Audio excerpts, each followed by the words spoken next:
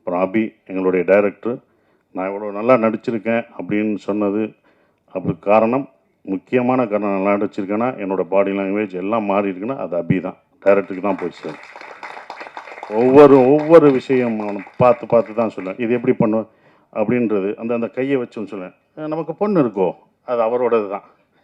இன்னொரு தடவை பொண்ணு அதை நல்லா பண்ணிடுறேன் நல்லா பண்ணிடுறேன் இன்னொரு தடவை நமக்கு பொண்ணு இருக்கோ அப்படின்னு இப்போ எல்லாரும் அந்த சொல்லும்போது அது அபியோட ஸ்டைலை தான் நான் பிடிச்சேன்.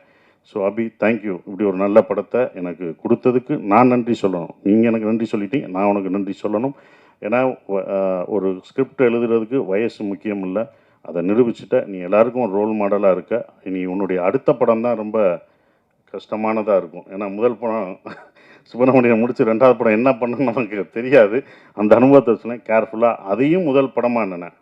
முதல் படத்தில் என்ன எதிர்பார்த்தவங்களோ அதை கொடுத்துரு. நம்ம புதுசாக போகணுன்னு அது பண்ண முடியாது. ஸோ உன்னுடைய அடுத்த படம் உனக்கு வந்து இதை விட ஒரு பெரிய நடிகர் உனக்கு வரலாம், இன்னும் பெரிய நடிகர்கள் உனக்கு வருவாங்க, பெரிய ப்ரொடக்ஷன் வரும், பெரிய காசு வரும். ஆனால் கரெக்டான படத்தை மட்டும் எடுத்துரு, அதுதான் ஒன்று. கரெக்டான படத்தை மட்டும் எடுத்துரு. ஏன்னா இன்னும் எல்லா கண்களும் உன் மேலே தான் வாட்ச் பண்ணுவாங்க. அடுத்து உனக்கு ரொம்ப இதுக்கு பொறுமையாக நல்ல ஸ்கிரிப்ட் பண்ணி ஜெயிச்சிரு. உன் அடுத்த வெற்றிக்காக நாங்கள் இன்னும் மாவலோடு காத்துக்கிட்டு இருக்கோம்.